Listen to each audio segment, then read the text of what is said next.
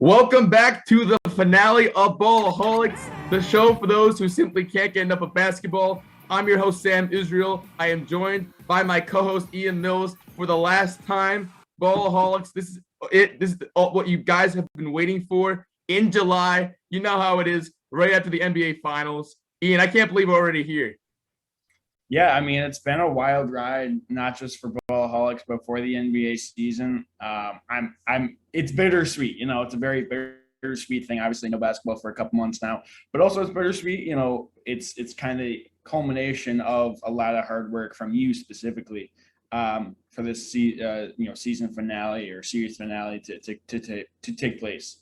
Exactly. No, literally exactly. And we're going to get into, we're going to do a little reflections at the end of the show, towards the end. But we have to first start off with basketball. We're not done yet. We're not dead yet. We still got the NBA Finals. We have to give our reactions to the Milwaukee Bucks and the Phoenix Suns series. Obviously, the Milwaukee Bucks were down 2-0 early on, but they fought right back in and captured that series. Giannis Antetokounmpo has his first NBA championship now. Ian Mills, I want to know all your reactions to this NBA Finals. I couldn't be more happy. Going into the playoffs, I kind of co-opted, kind of adopted the Bucks as like my team, so to speak.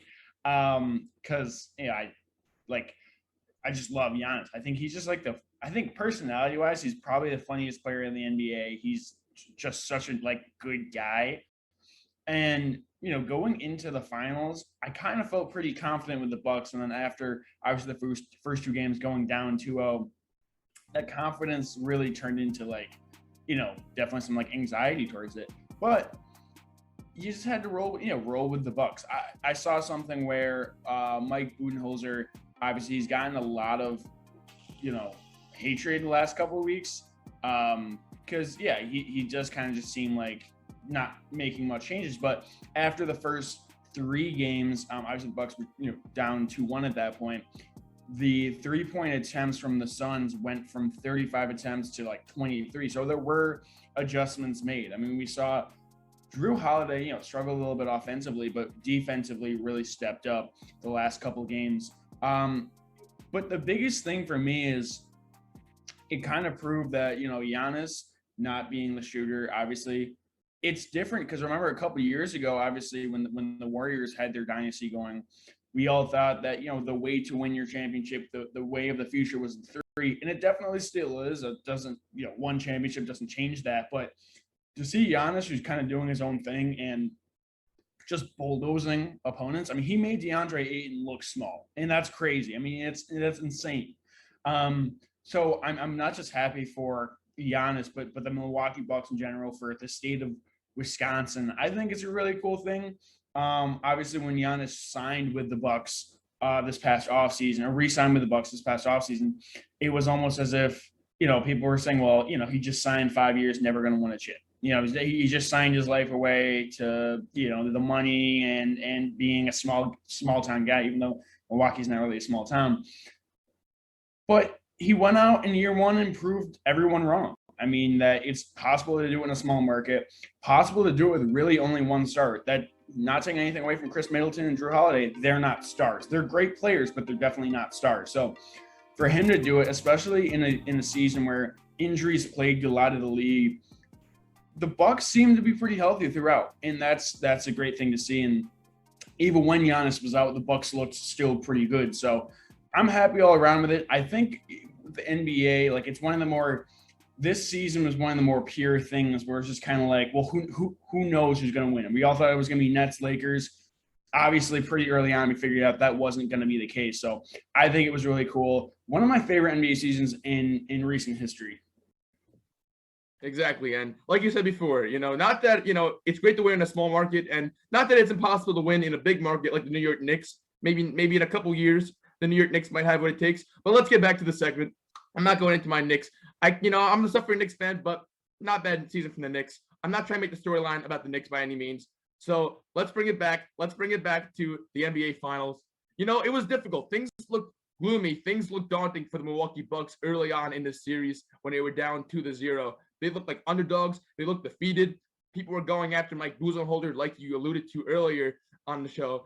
He had this Milwaukee Bucks team they're a team that we've seen in the playoffs several times, and they've always failed to make a deep playoff run. So I had other friends like Z, obviously, saying, Sam, they're going to win the chip this year. But you hear that every year. You don't actually know if that's going to happen. It wasn't that clear. But they get the championship, and I feel like every single player on this Milwaukee Bucks team was constructed to perfection. I give major props, major respect to John Horst, the GM of that Bucks team, and the head coach, Mike Budenholzer. And all these players on the Milwaukee Bucks all are underdog stories. And that's what I love about teams that win it like this. They're always underdog stories. Chris Middleton, I am on the record on this show saying that Chris Middleton could not be your second option if you want to win a championship. If you wanted to win a championship in Milwaukee, you needed to trade for Bradley Beal or another caliber player, like even a Jimmy Butler, or you need James Harden. That was what I said on the show. I owe Chris Middleton a major apology because he completely proved me wrong in this series once again. Of course, people are going to go after him. Okay, you have inconsistent games here and there, but you have a 40-point game in I think it was game 3 or game 4. That was huge for the Milwaukee Bucks and their confidence because we all knew Giannis was going to be there in this series. He was playing well the entire series. I remember one of the first 2 games, Giannis started, it was a scene, they cut to the Milwaukee Bucks during the timeout. He was blasting them because he wanted them to put more effort into the game. Chris Middleton came through. He was the second best player. In order for them to win, he needed to be the second best player and to be a dynamic scorer, and he was. Jrue Holiday for this Milwaukee Bucks team. This guy, we all remembered him from Philadelphia several years back. He went to New Orleans, and we kind of forgot who he was. We kind of underappreciated Jrue Holiday, but I think that he was necessary to win this championship. He was that necessary ingredient. And even when they traded for him, again, I owe an apology. I was on the record saying, why trade for this guy and give up all these first-round draft picks or whatever? It made no sense whatsoever. But we saw it in Game 5 and Game 4. He put the clamps on Chris Paul and Devin Booker, getting swipes late in the game, stealing the ball from Chris Paul and Devin Booker. I remember that play, and I was like, that's game right there. That's game right there. Because this team, what they were missing last year when they were playing the Miami Heat was a dynamic playmaker. Jrue Holiday brought that to this Milwaukee Bucks team. He brought a grit, a grind. This is a team full of dogs. Brook Lopez, of course, another cool underdog story because, we knew about him with Brooklyn. But again, he faded kind of into the depths of the universe. We didn't even know where he went. But he comes to Milwaukee. The Lakers dropped him or whatever. They let him go to Milwaukee. Look at him. He's also balling out. And, of course, Bobby Portis. He was a former New York Knick. We love Bobby Portis. He's an underdog, too, because, he used to be a New York Knick. And if you're a New York Knick and then you go on to win a championship, that is a major accomplishment, even though he didn't do it in New York City. But of course, I'm building this up because the biggest underdog is Giannis Antetokounmpo. Giannis Antetokounmpo, sons, his parents were born in Nigeria. They were immigrated to Greece from Nigeria. Giannis Antetokounmpo never played, never played. Giannis Antetokounmpo didn't have citizenship in Greece for the first 18 years of his life. His parents didn't make that much money. Giannis was not supposed to make it. He was not supposed to make it. And he played to the United States. He played for Milwaukee. And it's just beautiful to see. It's beautiful to see, what he's done. I remember even his rookie year when he was in Milwaukee, he sent money home. He was at a store and he was trying to get to, it was 0 degrees in Milwaukee. It's freezing, snowing and everything. And he sent all his money away to his parents, so he didn't have a ride to get to the Milwaukee Bucks arena. He was literally walking. He was walking as an NBA player. He was walking to the arena from a store. He got picked up by these Milwaukee Bucks fans. He was wearing jeans. He was wearing jeans and a short sleeve shirt or something. This is the same guy who last year made the bag, had the opportunity to join forces with Steph Curry and join his super team like LeBron James did. He didn't do that. He said, I'm going to stay in Milwaukee. I'm humble. I'm going to stay in here. I'm going to stay in Milwaukee. I'm going to do it here. He didn't join a super team. He stayed put with the small market team, even when the other options seemed like a no-brainer. He stayed in Milwaukee, and he gets the championship this year. And it's one of my favorite stories to watch, and he's one of the most likable players in the NBA. And I'm very happy for Giannis Antetokounmpo and this Milwaukee Bucks team. That's my overall reaction to this series. Yeah, absolutely. I mean, it's hard. It's hard not to love the guy, not just from a personality wise, but he just seems like the nicest guy on earth. like after the finals, going to Chick-fil-A and Chick-fil-A, yep. yeah, going to Chick-fil-A, getting the half Sprite, half lemonade. I gotta try that now. Sounds amazing. What are we trying? What are we trying? You didn't see it, so he went on live No, stream. I know he went to Chick-fil-A, but I'm saying, what did he get that you got to try? Well, he got like that. His drink. He said, "Let me get half lemonade, half Sprite, no ice." Half lemonade and half Sprite. That's it. I mean, you're making just Sprite more lemony, which I feel like that sounds really good, you know. And also, like, you gotta think about it this way. He probably didn't drink soda all season, so like this is like something he's been thinking about. You know what I mean? So like, I think that sounds cool. Yeah, somebody like cool guy. Happy for Milwaukee. Happy for Giannis. And you know, I'm excited to what comes from here. Yeah, and one more thing. Of course, my other reaction to the series, and I guess now we're going kind of on a pessimistic note, but Chris Paul. This is your opportunity to deliver a championship and to have a championship to your resume, and that's the biggest thing in your career where people go after you because you haven't won a championship. This was your opportunity to strike. You failed to strike this year, and because of that, it's going to be that much harder in the future to win a championship. Now, I'm not like other people. I do think Chris Paul has what it takes to win a championship in the future. I think he can join forces with LeBron James and Anthony Davis and form a super team in LA. He also could stay in Phoenix, try and run it back with Devin Booker and them. Or if he really wants to, have some fun, he could go to an East Coast team, to a big market team that hasn't tasted winning in a million years and deliver a championship to my New York Knicks. So you want to take a cursed star and send them to a cursed franchise and think that they'll win a championship? I don't even think he'll leave Phoenix because obviously they just got to the conference finals. Or sorry, they just got to the finals.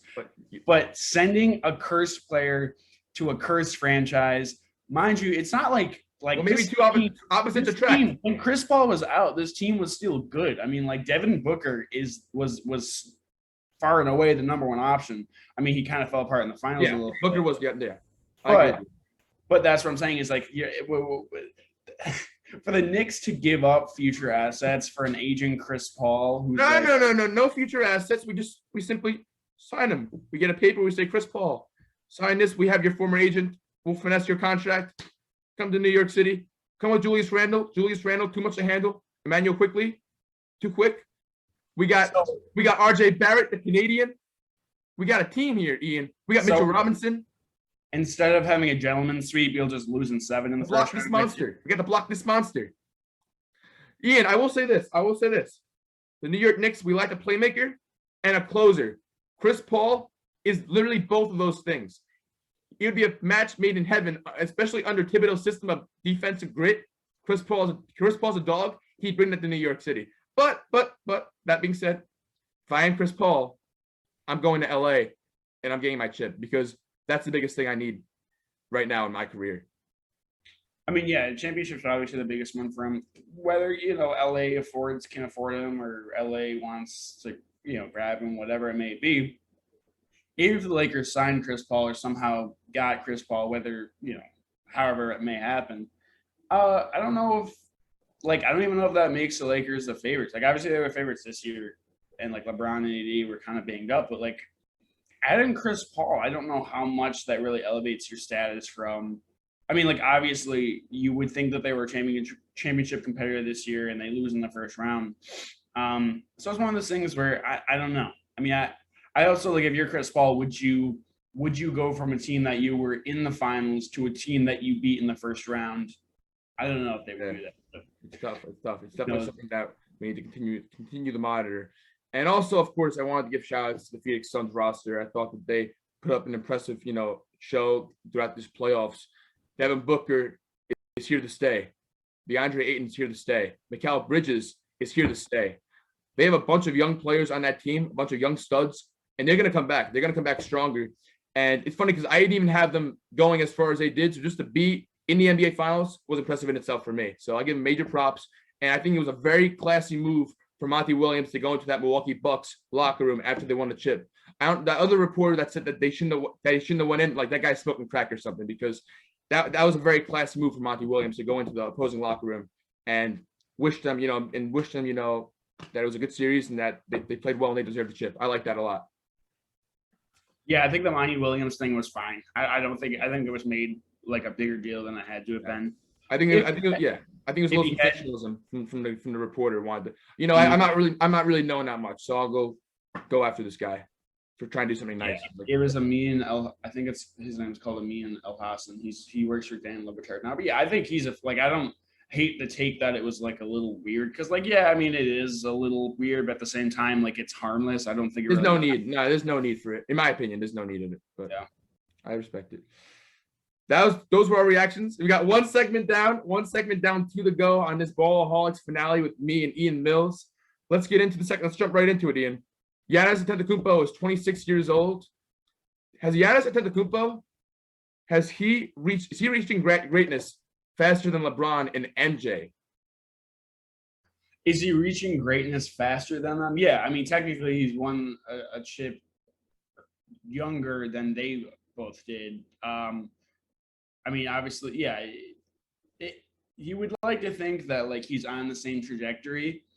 I don't know that he really is. I mean, yeah, he won a championship. That's amazing. You have at least like 2 or 3 more to be in the conversation, I think. And he is probably, the best player in the league, if not like top 3, top 4, obviously. And I think he proved that, which is crazy, especially at the age of 26. To do it with a small market is giant.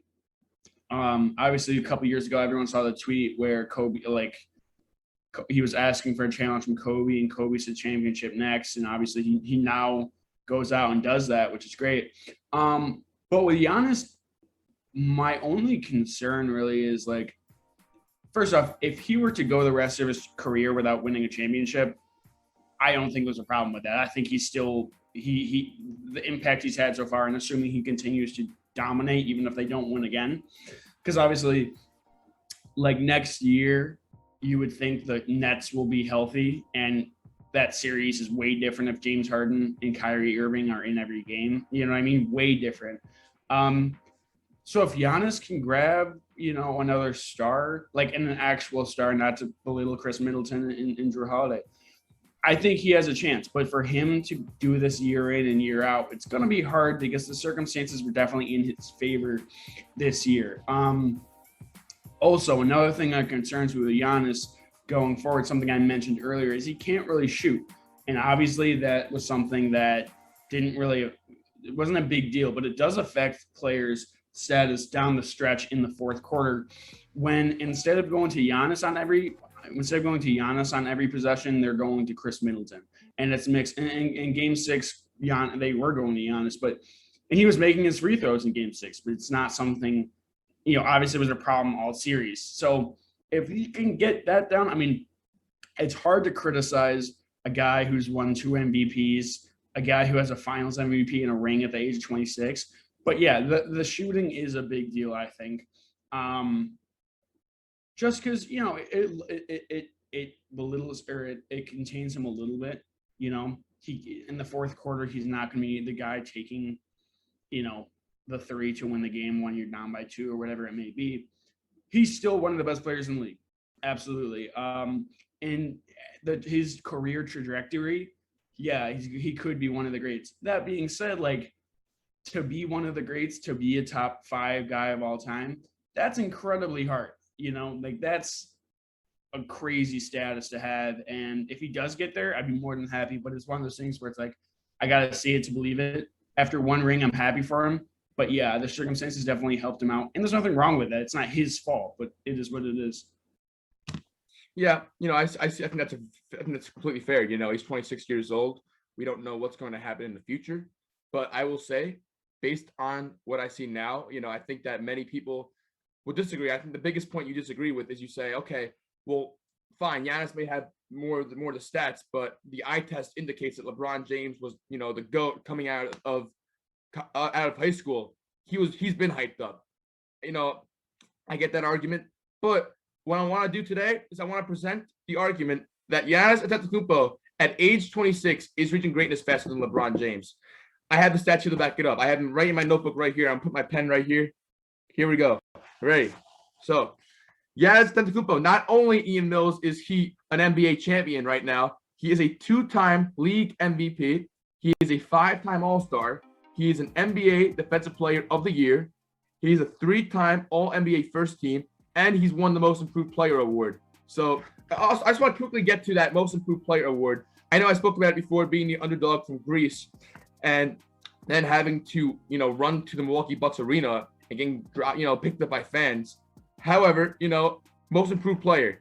They were down 2-0, Ian Mills, in this series against the Suns, and they came back. They were resilient, and they came back.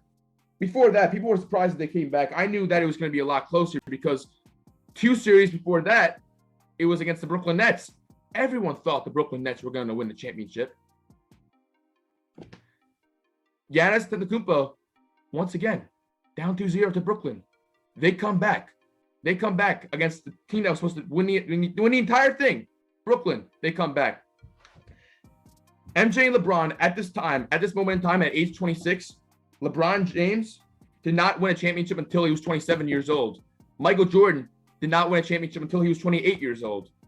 Let's also not forget that LeBron James choked in the first finals against the Dallas Mavericks. Giannis Antetokounmpo scored 50 points in Game 6 with the money on the line, with the legacy on the line and everything. 50 points. And he shot over 85% from the free throw line. He had like 15 free throws, 15 for 16. It was some crazy stat. Talk about resilient. He has the better stats right now at this age because he has a championship, and Giannis stayed with the same team. He didn't just go and join a super team in Miami. He didn't form a super team with Dwayne Wade. He didn't form a super team with Chris Bosh. He stayed put in Milwaukee. He said, I'm going to win a championship where I got drafted, in Milwaukee. That's what MVPs do. That's what GOATs do. So he has that over LeBron, because not all championships are equal. They're not, Ian. Durant has 2 championships. Do you think that Durant's 2 championships mean more or hold more merit than Giannis Antetokounmpo's 1 championship in Milwaukee? I don't think so. What? Let's hear it. Well, here's the thing: is you're saying, all championships aren't created equal, and you're right, they're not. In that same breath, we're talking about what Giannis has done when we should be talking about, what will come from this. Not all championships are created equal. That's accurate. That is factually accurate. At the same time, going into this season, if everyone's healthy, if every player in the NBA is healthy, the Nets are the favorite, not the Bucks out of the East. That's my point. It's like, and Milwaukee beat them. Yeah, with the down 2-0. Yeah, that's it. Go home. Goodbye. Bye, James Harden. The Nets are banged up. I won a championship in Milwaukee. Right, and that's great.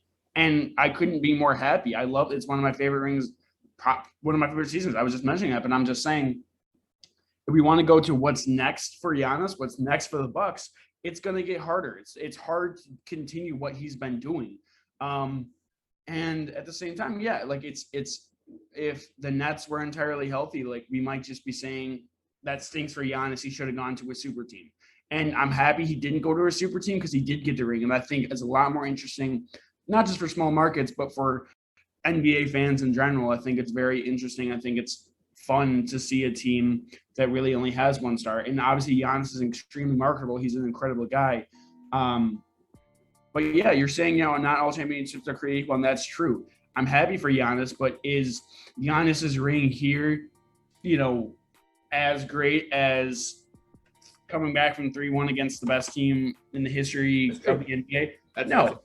Yeah, you're right. That's a huge championship for right. So that's what I'm saying is like going forward, Giannis needs a lot to prove. And he even said to himself, he doesn't actually need to. I'm sure he's more than happy, but if he wants to be top 5, he's going to it's going to get harder. It's only going to be harder. That's all I'm saying. Yeah, but by no means was I trying to cast aspersions at LeBron James for his championships. They are worth a good amount. LeBron James, especially the one in Cleveland, most notably. He won 2 championships in Miami. All I'm saying is, you talk about LeBron, you better talk about Giannis also. Because, listen, Giannis Antetokounmpo at age 26 has a ring. He didn't go to a super team. He didn't have to go to Miami to get that ring, to get those first 2 rings. He didn't have to. When he first went to the NBA Finals, his first NBA Finals appearance, he didn't choke. When the lights were on, he didn't choke. He scored 50 points in that last game. LeBron James in Dallas LeBron's a great player. He's easily greater than Giannis right now. But to be fair, LeBron James had problems. He had challenges to win that first chip. Giannis didn't have that same challenge in Game 6. We saw that. He had 50 points, Giannis. So you saw it. He's won a chip quicker. He has 2 MVPs, like LeBron did. He stayed with the same team, and he was clutch in his first NBA Finals. I think that's a strong argument for Giannis right now, on pace to reach greatness faster than LeBron James, and maybe even the GOAT MJ. Well, LeBron's path to the finals, it hit early on when he was 23 in the finals, was way harder. It's harder than with than Giannis. Literally, the Celtics formed a big three to get to the finals in favor of LeBron. I mean, like, LeBron's roster in those Cavs years were way worse than what. Yes, good. Okay, that's the winning argument. Like I'm not, because I never said that Giannis is better than LeBron. I agree with you. I think it's because of the roster difference. But I just want to say, Giannis has a very, very strong case. Absolutely. I am not disagreeing with you. I think Giannis has an opportunity. He has an opportunity right now to become great. But I don't want us to be like, oh, he's 26 and won a championship. He's going to win 5 more. Not necessarily. Like it's the odds are not in his favor this year. I mean, if anything, it's gotten worse. I'm happy he did win the finals. I'm like, even if it's my last finals, my only finals, that's more than okay. And I agree with him. I think it is more than okay. To do what he did is incredible. But it will only get harder from here, at least next definitely. And who knows if like you said, you have Brooklyn Nets resurging. Kyrie, James Harden, you better bet your top hat that James Harden watched Giannis's press conference, and he's motivated. This Brooklyn Nets team, I feel like they thought that they can coast because they had the most talent in the NBA. We thought we can just coast the entire NBA season, and then in the NBA playoffs, it'll all just come together. It'll just all fall into place. We saw that's not possible for this Nets team. I think next year they're going to come out a lot more serious, and we're going to see a really strong Brooklyn Nets team next season. And I also agree with you. I think that Anthony Davis and LeBron are going to be fully healthy. I think that if LeBron was fully healthy, even without AD, they could have beaten the Phoenix Suns. I don't think LeBron was 100% in that series against Phoenix. But you have LeBron and AD, and if Chris Paul even dares to join them, that's a juggernaut. That's not – Milwaukee can't beat those two teams. So like you said, it's going to be a difficult road, but maybe not next year. But I think within the next 5 years, it's not out of the realm of possibility for Giannis to win another championship. And that could be in Milwaukee. I hope it's in Milwaukee. Yeah, I agree. I mean, it's not. He just won one. It's not like a hot take to say that he get another one, but it certainly gets harder from here. That's all. Exactly. I agree with you there. Yeah. So those are our 2 segments.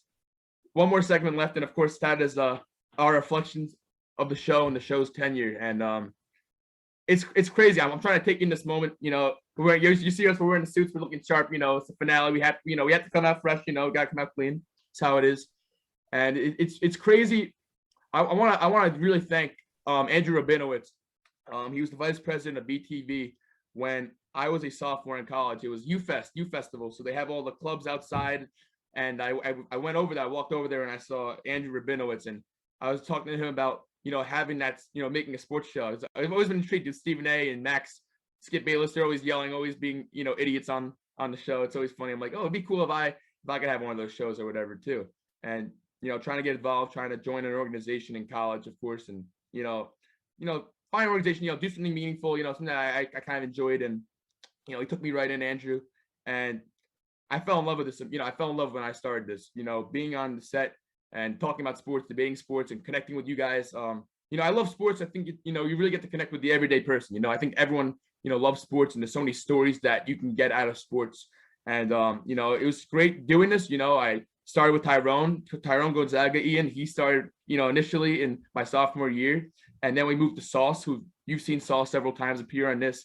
And I've had other guests like Zion Baldwin, the biggest Bucks fan. We really should have had Z come on this show because Zion Baldwin, Z, is the biggest Milwaukee Bucks fan. When I had my radio show, I brought Z on my show, and I was just roasting him completely because he thought the Bucks could win. I was like, there's no way they can win with Chris Middleton as your second option. Brooklyn and LA. Look how that bit me in the butt. But of course, junior year, having Ian Mills, Ian, it's been an absolute pleasure, having you on, and I'm really glad that you came on the show, and throughout, and obviously today too. It's like we started so late, like the finale, like typically you have the finale in like May or something when college ends, but I wasn't doing that, I didn't do it, but like you can't, like sometimes you should do things earlier, but like it's never too late. It's never too late to do things. And Ian, it's been great having you, these past 2 or 3 years. You've grown, and like now you're Fox 40, Ian Mills, Fox. I want to hype up my boy a little bit. Fox 40. He's been working at Fox 40 for the past year. He now is the assistant editor of Pipe Dreams for the sports section. So Ian Mills is making a lot of progress, and it's been great having you on the show, and you meant a lot to me, throughout the show, and I'm very thankful. Didn't realize I was muted. Yeah, no, I appreciate that. I mean, I a lot of what I'm doing now is thanks, like, due in part to Ballaholics. I got the job at Fox 40 through a connection through Ballaholics, and like now I'm a reporter for Fox 40, so it's cool. It's that's something. And then the Pipe Dream, that was all Sam. Sam was a writer for Pipe Dream, and he threw my name out there, and luckily it stuck. A lot of what I'm doing now It wasn't lucky, but yeah. I mean, it is what it is, but a lot of what I'm doing now is in part due to not just Sam, but Ballaholics in general, but mostly Sam. So I remember being kind of like a freshman, a similar situation, going to UFest and seeing BTV, and then going to a general interest meeting and talking to you about the sport, about Ballaholics, and coming on. I remember like Carbs, you had Carbs, you had Koosh, you had Brandon. We would have people on, and it'd be fun. It was one of those things where, like, I remember like the first time I was on, like I texted my dad and I was like, hey, I just did this thing. It was pretty cool. Like, it'd be cool if I could do this even more. And that's one of those things where it's like you put yourself out there, you want to do something, you do it, right? And that's something that not a lot of people do, but Sam, more than anyone, like at a school that doesn't have a communications degree, that doesn't really have anything like that, in a club that didn't have much content being put out, you were the juggernaut there. You did everything by yourself, really. And I mean, that's something to be proud of. Regardless of what comes from this, what has happened is something to cherish for the rest of your life, and just to be happy about that it did happen. Exactly. Like you said it pretty well. Like when you do these shows, like you really do put yourself out there. I remember being very intimidated. First I had to start by starting my own show, like marketing, going on Instagram. You don't want to spam anyone. Like you're having fun. I literally had to. I met with Andrew. Talked to the e-board. Made the show, proposed the show idea, making the brand and everything. Ballaholics, a show for those who can't get enough about basketball. And like you said, I fell in love with it. Sophomore year, and then after that, obviously things got difficult with the pandemic hitting us and forcing us to go virtual.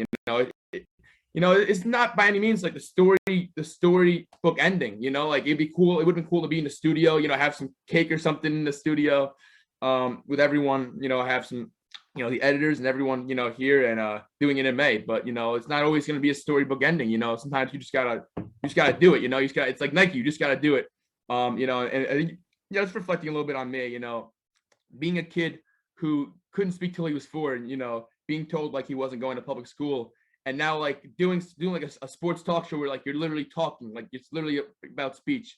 I love it, and like Ian said again, I just want to stress this point again, why I really love this. I think that sports is stories. I think that humans, like, we love storytelling. Like people, like, I think religion's a huge thing, due in part to stories. Religions are great for values, but they also tell stories behind the values. I think that sports too, and like history. For example, history is like stories too. Like you learn about this, the history of everything. Like that's kind of a story. And I think sports serves the same purpose. I think that an outsider seeing Giannis dunk the ball, it's like, okay, he's just dunking the ball. Why is that? There's nothing from that. It doesn't seem like a big thing, but the story behind that, a kid from Greece, parents had nothing, going to the NBA, dunking the ball in the NBA, an MVP, bringing the bag home to his hometown, in Milwaukee. where he played, like the same team that drafted him. That's a story, like Kobe Bryant, the Mamba mentality. That's a story. Craig Sager fighting leukemia is a story. Jimmy Butler being raised when he's little without a father and playing with a ball, that's a story too. So what I love about sports is I love the stories, and I love how they can inspire people to be better people. And I love how you can use sports to connect with virtually anyone that follows the sports as well. So it's been great for me. Sports has been great for me. And I did BTV. I ended up after BTV and doing Ballaholics. Ian knows this. I became sports also on the radio at Binghamton University, WHRW. I was a radio host there. Did also kind of like my opinionated takes, taking you to the world of, Sam's world, the Sam experience, I'd say. Worked at Pipe Dream in the sports section, and that was great. And Ian, I don't know if I told you, I think I told you this, and ESPN's former Binghamton alumni, Tony Kornheiser, shouted out one of my articles I covered on Pipe Dream. So that was a highlight for me, of course, and super humbling, from someone of that prestige, recognize that work is super humbling, and, it meant a lot to me. And it's funny, it's like then became sports director. I was appointed sports director of WHRW radio station, keeping up with the Binghamton Rumble Ponies and the Binghamton Devils, all other relationships with the Binghamton public relations, David O'Brien and John Hartwick. They've always been great to work with, and they've always helped me out, getting the student athletes on, and sort of like, for example, speaking with George Tinsley, who was the, America East Rookie of the Year, or who's the other guy? I'm bugging out now. There was another player. Oh yeah, the Hartford head coach, the Hartford head coach, John Gallagher, who actually I got to interview in a press conference, went on, of course, to literally shook hands with the winner of the NCAA, head coach from Baylor. So it's cool to see, the progress that I've had, and I've really enjoyed it, and it's crazy, I don't know what's gonna happen now. There's so much uncertainty now, I guess, and I've been applying to internships and stuff, and we'll see what happens in the future. But it's been a ride, Ian. It's been a hell of a ride. Yeah, it's been a ride. It's been a great ride, and regardless, even if it's uncertain, I feel like the future is bright. You're talented, and you know what you're doing, and this is fun, and if more than anything, you know how to bring emotions out of people, and I think that's a very cool thing to have. Yeah, of course, and I'm excited for you. You're taking on the legacy now. I'm off now. I'm at Binghamton. I'm not really sure where the future lies with you and BTV in particular, but I know that Pipe Dream, WHRW, Fox 40, you're gonna kill it wherever you go. And so you've been great, and you're keeping that grind up. And I wish you nothing but the best in the future. And like I'm always here, So yeah, it's. I mean, if we look, this just because you already graduated, and congratulations to that on that. But whatever the future holds, maybe down the line we have a Ballaholics reunion. See where we're at in life, and I know you'll be doing great things, and hopefully I'll be in the same category. And it's another chapter. It's another chapter in life that's coming to a close. But that's not always a bad thing.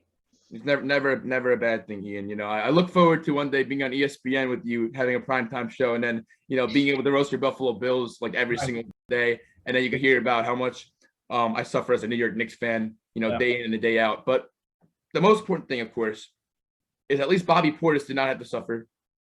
Former New York Knick, he won his chip. He won. He didn't suffer, Bobby Portis. I'm happy for that. I'm a major Bobby Portis fan. Yeah, I'm a major Bobby Portis fan. So shout out to Bobby Portis. Go to some of the early Ballaholics episodes that I were in, some of the early ones I've been in, and I was praising Bobby Portis a year and a half ago. I said that he was the best player on the Knicks a year and a half ago, 2 seasons. All right. Let's not be insulting to the New York Knicks franchise. I don't know. He was amazing. I loved him. Yeah. I'm kidding around. I love Bobby Portis, and he's great. It's funny too. I think editing these, seeing.